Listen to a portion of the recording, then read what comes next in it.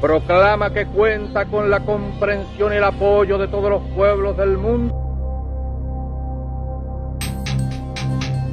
y especialmente del campo socialista encabezado por la Unión Soviética।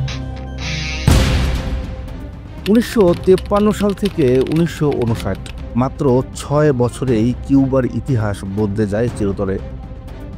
এই সময়ে জন্ম হয় এক সাহসী বিপ্লবের, যেটির নেতৃত্বে ছিলেন ফিদেল ক্যাস্ট্রো এবং চে গুয়েভারা। চলুন আজ জানব কিভাবে শুরু হয়েছিল কিউবান বিপ্লব এবং কিভাবে এটি বিশ্ব রাজনীতিকে কাঁপিয়ে দেয়। 1952 সালে কিউবার রাজনৈতিক অস্থিরতা চূড়ান্ত রূপ নেয়। কিউবার তৎকালীন রাষ্ট্রপতি কার্লোস প্রিও সেকোরাস এর সরকার দুর্নীতিগ্রস্ত ও অদক্ষ বলে মনে করা হতো। এই সুযোগে সাবেক সেনা কর্মকর্তা ফুলগেন্সিও বাতিস্তা এক রক্তহীন সামরিক অভ্যুত্থানের মাধ্যমে আবারও ক্ষমতা দখল করেন।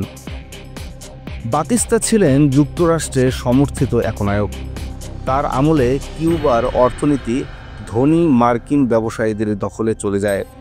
সাধারণ মানুষের জীবনমান খুবই নিম্নমান ছিল এবং স্বাধীন মত প্রকাশ দমন করা হতো।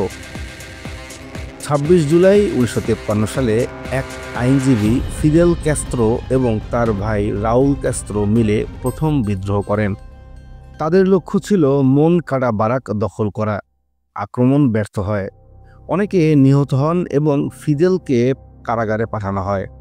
কিন্তু সেই কারাগার থেকেই তিনি দেন বিখ্যাত ভাষণ হিস্ট্রি উইল অ্যাবসলভ মি, যা তাকে বিপ্লবের প্রতীক করে তোলে। 1955 সালে ফিদেল মুক্তি পেয়ে মেক্সিকোতে নির্বাসনে যান। সেখানে তিনি পরিচিত হন আরেক বিপ্লবী চে গুয়েভারার সঙ্গে। তারা মিলে তৈরি করেন নতুন পরিকল্পনা, এবার গেরিলা যুদ্ধ হবে। 1956 সালের ডিসেম্বর মাসে তারা গ্রানমা নামের ছোট নৌকায় কিউবার উদ্দেশ্যে রওনা দেন। তাদের গন্তব্য সিয়েরা মায়েস্ত্রা পাহাড়। পাহাড়ি জঙ্গলেই শুরু হয় সত্যিকারের বিপ্লব। চে গুয়েভারা হয়ে ওঠেন গেরিলা যুদ্ধের মাস্টারমাইন্ড। তারা কৃষকদের পাশে দাঁড়ান, অন্যায়ের বিরুদ্ধে লড়েন, একের পর এক ছোট ছোট শহর দখল করতে থাকেন। এদিকে বাতিস্তার সেনারা দুর্বল হয়ে পড়ে, জনগণও ক্যাস্ট্রোদের সমর্থন দিতে শুরু করে। 1958 সালের শেষ দিকে ক্যাস্ট্রো বাহিনী একের পর এক বড় শহর দখল করে। সবচেয়ে গুরুত্বপূর্ণ ছিল সান্তা ক্লারা যুদ্ধ, যেখানে চে গুয়েভারার নেতৃত্বে তারা বড় জয় পায় এবং 1959 সালের 1 জানুয়ারি বাতিস্তা দেশ ছেড়ে পালায়। ক্যাস্ট্রো ঢুকে পড়েন হাভানা শহরে। কিউবা জয় করে বিপ্লবীরা। বিপ্লবের পর কিউবার ব্যাপক পরিবর্তন হয়।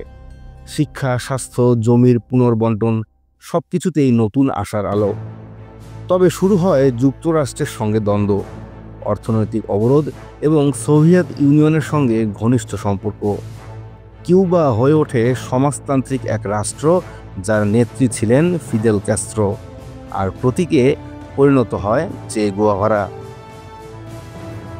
আপনি যদি এই ধরনের আরও আপডেট ও বিশ্লেষণ পেতে চান, তাহলে এখনই আমাদের ইউটিউব চ্যানেলটি সাবস্ক্রাইব করুন এবং পাশে থাকা বেল আইকনে ক্লিক করতে ভুলবেন না।